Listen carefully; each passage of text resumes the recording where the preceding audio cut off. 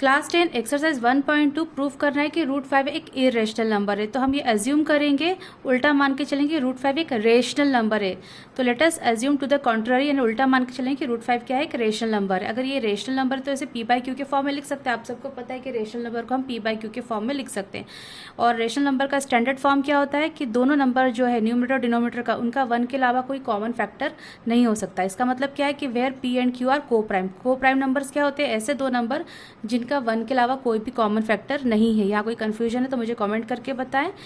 तो और ये जो q है वो नॉट इक्वल टू 0 होना चाहिए, क्योंकि अगर ये 0 हो गया तो p बाय 0 यानी कोई भी नंबर के अपॉन में 0 होता है तो उसका आंसर इन्फिनिटी होता है, यानी अनडिफाइंड आंसर। तो अब क्या करेंगे, इसका स्क्वायर हटाने, रूट हटाने के लिए हम स्क्वायर लगाएंगे दोनों साइड में। यहाँ पे ब्रैकेट लगाएंगे तो ये हो जाएगा, स्क्वायर से रूट कैंसिल हो जाएगा, ये हो जाएगा 5 equal to P square upon Q square.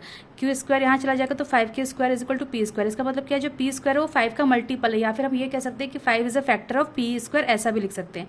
तो अगर पी स्क्वायर 5 का मल्टीपल है, क्योंकि 5 के टेबल में आ रहा है, यहाँ क्यू अगर 1 है तो ये 5 का मल्टीपल है, 5 के टेबल में आ रहा है, तो p is also multiple of 5। अगर p भी 5 का मल्टीपल है, p को हम ऐसा लिख सकते हैं p इक्वल टू 5 का मल्टीपल, तो 5 और m यहाँ में कोई इंटीजर लेना पड़ेगा। p इक्वल टू 5 नहीं लिखेंगे क्योंकि 5 p की वैल्यू नहीं है, साथ में कोई वेरिएबल मल्टीप्लाई में करना पड़ेगा क्योंकि p 5 का मल्टीपल है। अब यहाँ पर भी जब स्क्वायर करेंगे तो हमें मिल जाएगा P square is equal to 25 M square. जब दोनों साइड स्क्वायर करेंगे तो पी स्क्वायर की ये वैल्यू आ गई, इसे हम इक्वेशन नंबर 1 में पुट कर देंगे। तो पी स्क्वायर के प्लेस पर हम 25 एम स्क्वायर लिख सकते हैं।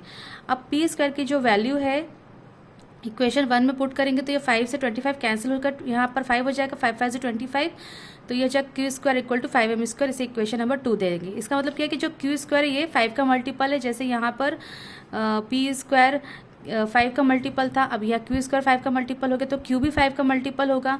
अब फ्रॉम 1 एंड 2 हम क्या बोलेंगे कि पी और क्यू का जो कॉमन फैक्टर है वो 5 है, जबकि हमने पी और क्यू को को प्राइम माना था। को प्राइम मतलब 1 के अलावा कोई फैक्टर हो ही नहीं सकता, पर यहाँ तो 1 के अलावा 5 भी इसका फैक्टर आ रहा है पी और क्यू का।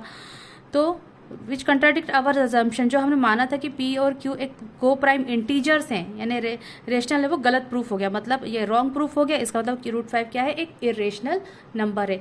इसी तरीके से आप रूट 2 और रूट 3 का भी निकाल सकते हैं कि ये इरेशनल नंबर है, इसे प्रूफ कर सकते हैं।